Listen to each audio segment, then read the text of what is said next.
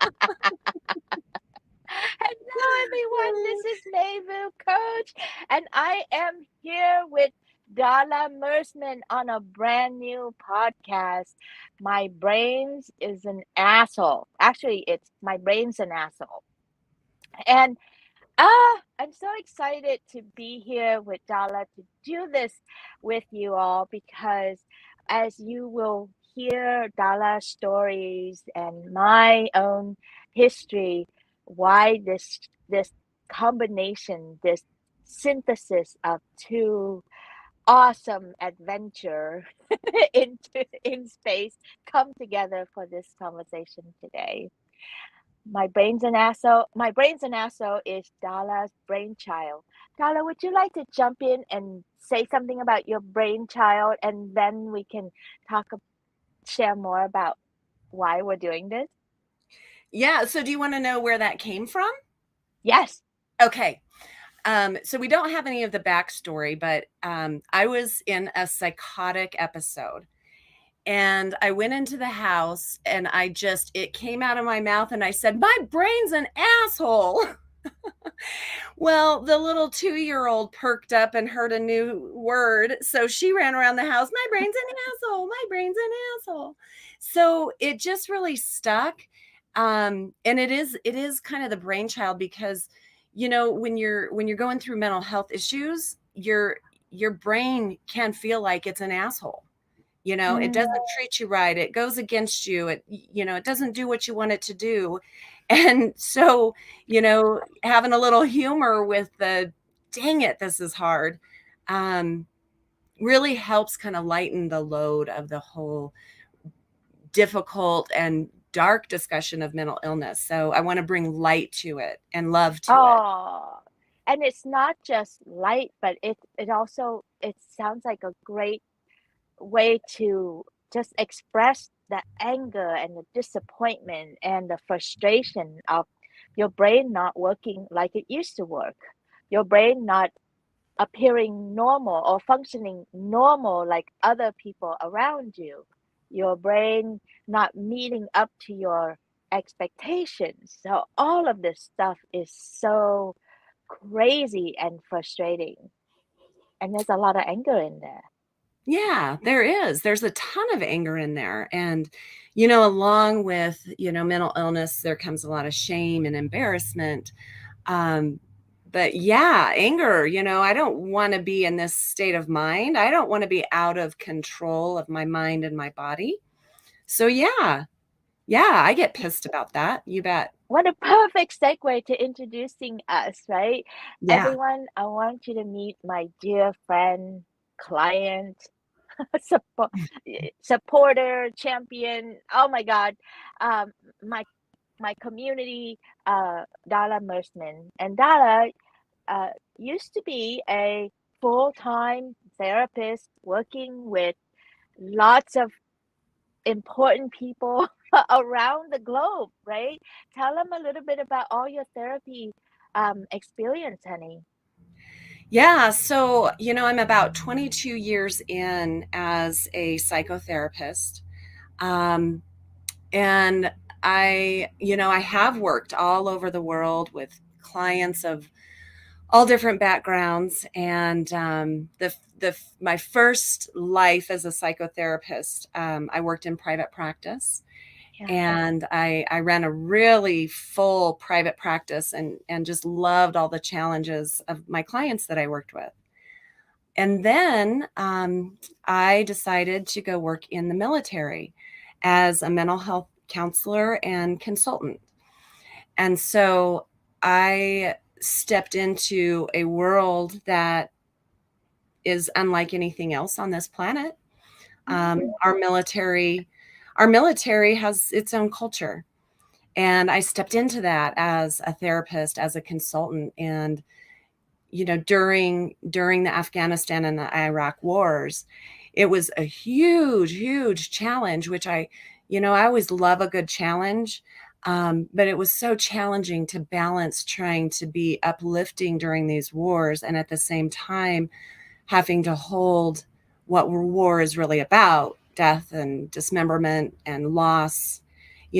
So it And was a what war did to people's psyche, the yes, soldier psyche, that a society doesn't know or pay attention or want to know.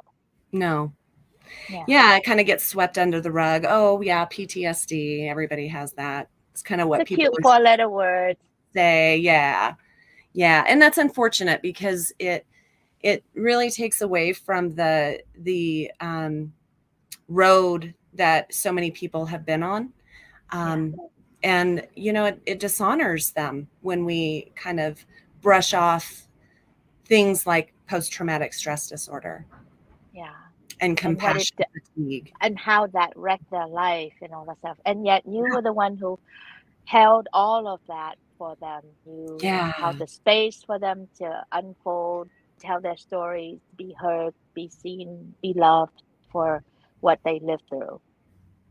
Yeah, and it was an honor to be there. It was such an honor to be there. And I didn't know when I was stepping into that what it meant to become a part of the military culture. Yeah. And it was life-changing for me.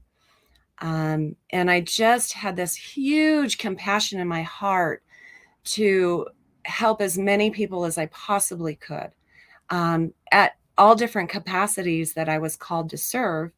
Um, whether I was meeting one on one, doing couples counseling, meeting with the colonel to discuss the mental health issues of the brigade.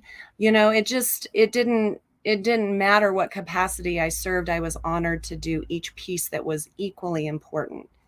Yeah. And then what happened to you?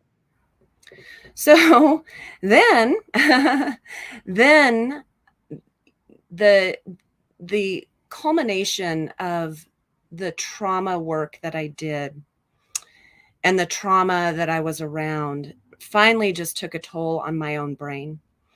Oh. Um, I developed post traumatic stress disorder. Mm. My post traumatic stress disorder comes with psychosis. So, what that means is that I hear things and I see things and I believe things, and my mind is not in a reality Mm. that everyone else experiences. My mind goes into a whole different reality. And so I have developed this mental illness that I've been battling with for 6.5 years now. Um, and I guess from this position, I felt so much compassion for our soldiers and for our veterans, but this kind of takes it to another level for me where I can feel the trauma in my psyche and in my body that doesn't just go away. I'm work with a psychiatrist, I work with a psychologist, I work with a social worker, I work with you, May, as my coach. I am actively always trying to keep as much stability in my life as I possibly can. And Don't yet, don't don't forget your sisters and your family. yeah, I You know, mean, they're all there to support you too. they're all Yeah. there helping me every Yeah. single day to have stability in my life. And so, from the patient point of view, it doesn't go away. It doesn't Yeah. just go away. There's something that happens that changes your brain chemistry, it changes your psyche. Your body then begins to respond in this fight or flight state when you're in these different types of episodes, whether it's just trauma reactivity, where you're reacting to trauma events even though there's nothing there, um, or whether you're in full blown psychosis and you are out of touch with reality completely. Those things just don't go away by themselves. No, and it affects relationships, it affects your finance, it affects your career, it affects your future, it affects your present moment, it affects everything. Yeah, every aspect of my life is consumed with self-care, Yeah. with stabilization, with as mentally well as I can possibly be day by day, even hour by hour at times. Yeah. Oh, baby. It's such a heroic journey. I mean, I had the pleasure of meeting you when you were, in your high flying state, driving your Beamer around and doing things around the world, making money and being respected and all this stuff, right? And then we celebrated how you got your gig with the military and going to Okinawa, and how fun was that? And oh my God, and then you get to go to Germany. It's like, wow, things keep flourishing for you, and then boom, the breakdown, and a complete change of your life, and having to witness your family has to go and extract you out, since we're talking military stuff, Yeah. extract you out of there and bring you home, and then all the episode that you had to live through, and the slow crawl out of this dark, dark, scary place. Oh, baby, I love you so much. Well, and I was going to say with that, it felt like the whole bottom of my life just dropped out from underneath me, and Yeah. crawling out wasn't even going to work. As Mm-hmm. much as I clawed and I clawed and I Right. clawed, I was still in the hole. Yeah. Yeah. Like you think you're making progress, and then shoot, back Yep. in the hole. Yep. Or you can't even make progress for this day or this week or this month. Or this Sometimes it year. takes months, or oh God, it takes years. Yes. Right. And so, but you're here. It's been 6.5 years. You have written your book about this that is being edited and going to be published soon. You're gently, slowly coming back out and finding your voice and talking about it. And we're doing this podcast, trying to like take all of your experiences as a therapist and a patient yourself, and putting it in some kind of shape and form, so that the message to reach people, and so that people can find help, can find support. It's just a very wonderful and amazing start for us to embark on this journey together. It really is. Like we've been kind of designing this and talking about this and holding a vision for this for a long time. And inch by inch, it's really and truly at this point taken about 3.5 years for me to get to a place where we could do this. Yeah, so good. And a little bit about me, I have been a relationship coach for the past 25 plus year. I stopped counting. It's like 25 years. I too have worked around the world with women in relationship, whether they are dating again, married and dating again, or they're in a marriage and they're dying. They're silently dying inside a marriage, and they're desperately trying to save their marriage or even save themselves. And so I have been writing women back up and help them create the life that they want, and getting the love, adoration, and being respected that they really, really deserve and desire. So, having known Darla for the last, oh my gosh, more than 7 years, Oh, it's been probably like 10 years. about 16 16? years. Oh, Yeah. guacamole. Yeah, we've Yeah. been in many roles with each other. We started out as me being teacher, she was being student, learning coaching, training skills, and then she became my client for a while. And meanwhile, we continued to just grow our friendship, and then she had her uh, and then we became friends, and then she had a breakdown, and I became her supporter and her family supporter. And then now, with COVID, and we all started to live the van life. That's where I'm in the van lifestyle, and Adala is in one too, in an RV. RV. We travel together, we become friends, we gently just hold everything, every aspect of this, all the angles of all the relationships. So I'm so grateful to be here. And I had this vision of bringing mental illness and relationship together. How mental illness affect relationships around the world. I, in my work with women and couples, oh my God, it's not spoken. It's so underneath the current, and people have issue with each other, and they try to change their behaviors, and they try to talk it out and all this stuff, or divorce. But I'm starting to be more and more aware that holy cow, there's this big elephant in the room called mental illness.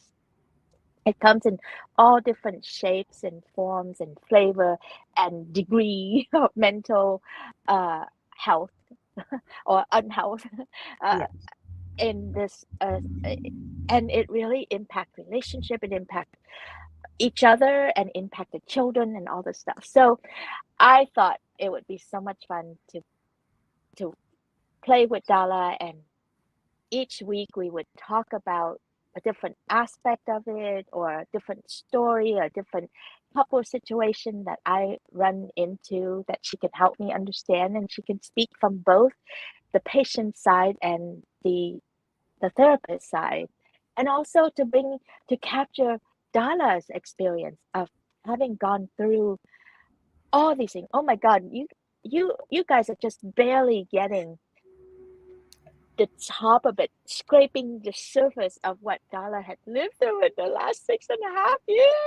Ah! Yes, it's Yeah. so much, right? Right.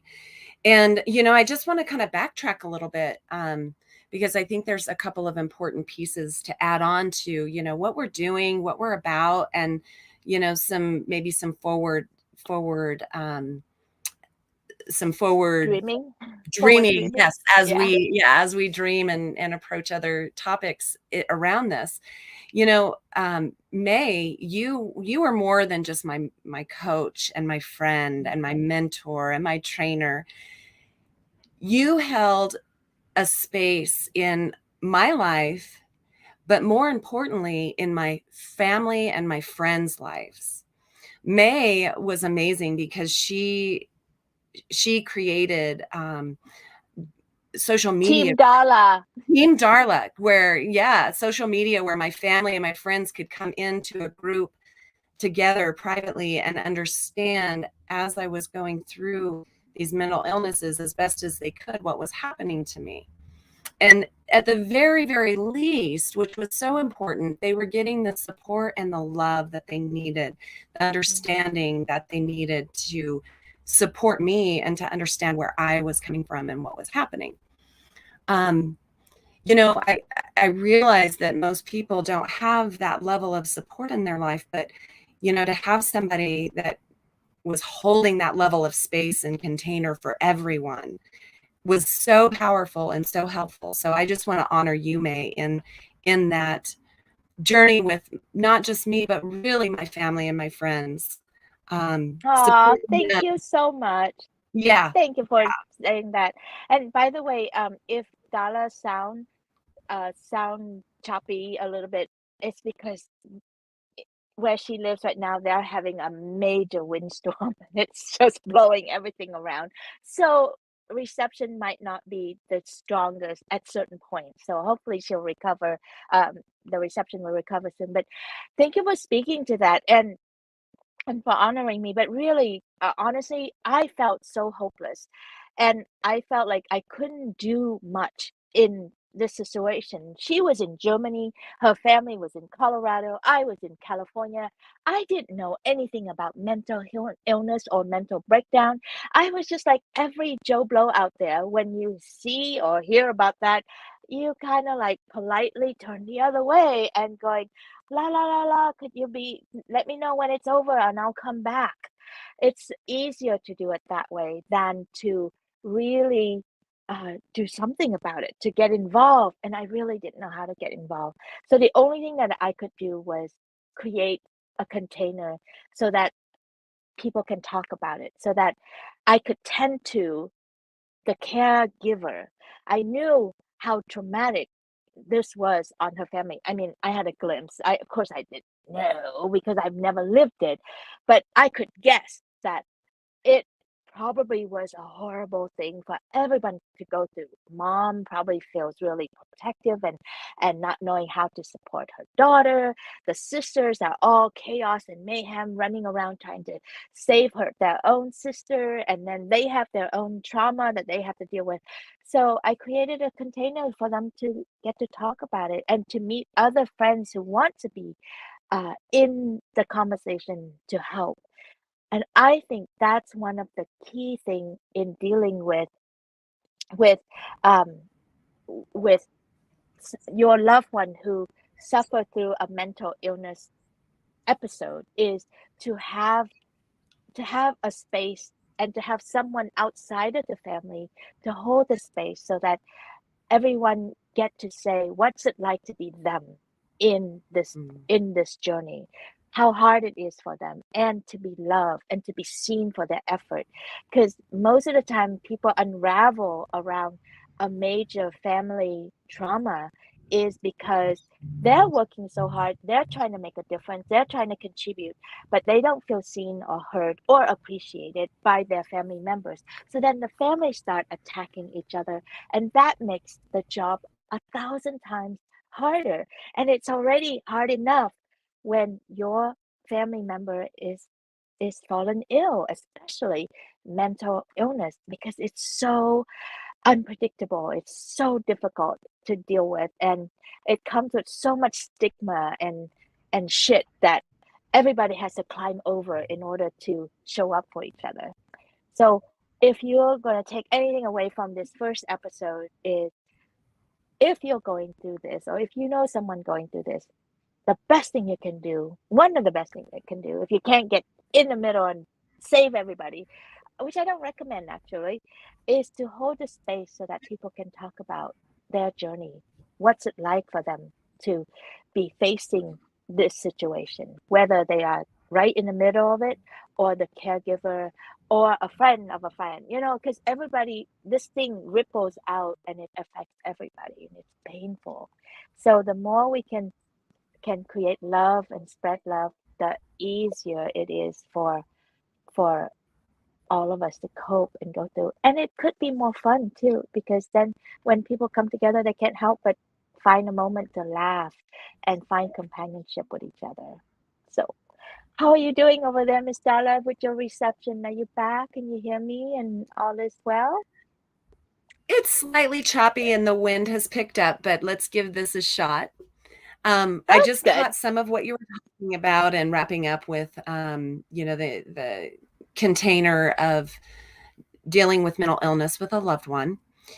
Yeah. And, to kind of go forward with your conversation about the impact on relationships, we're not talking just about intimate relationships. We're talking about family relationships, friend relationships of all different types. Yeah, and intimate relationship too, which is so fascinating. So yes, it this thing just wiped the earth with its impact. And I am so excited to look through relationship, look through human journey through this mental illness lens with you and dissecting and understanding and even coping, developing coping skills for people to use, or maybe even a place for them for the listeners to share their journey so that we can be in community with each other.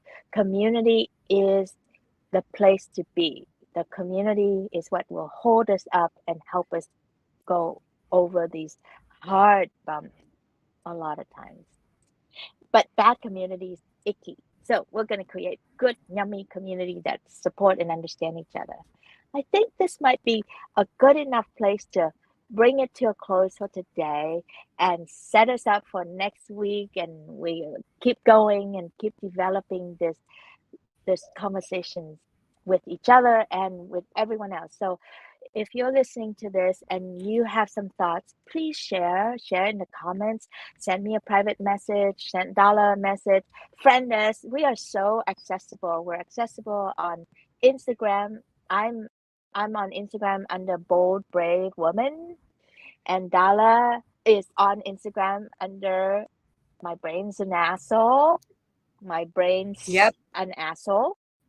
And then on Facebook, Darla Mersman, Mai Vu Coach, look for me, friend us, and send us direct messages so that we can include into our future conversation. Anything else for you, my darling? I would love to just wrap up with I'm excited about continuing these conversations. I think they're important. I think that there's a lot of value that can come out of this for people who are suffering with mental illness, and also just the other people that are around them to support them. Yeah. Oh, and I'm another really thing I just excited that remembered. we're going to be moving forward and Another thing I remember is we are choosing to do this while Darla is still just healing. continuing. So Oops. someday when Darla is healing, someday she has good days. Like today, she's clear, she's grounded, she can finish a sentence. And there are days where it's harder for her. There are days it's hard for me too. I'm aging. Mental is declining. Anyway, um, and we're choosing to do it together like this, and so that we are normalizing mental illness, and also so that those of you who may be going through something similar and you have a message to say, to share to the world, that you can see that you don't have to be perfect again to get on camera, to get on stage, to talk about what is happening.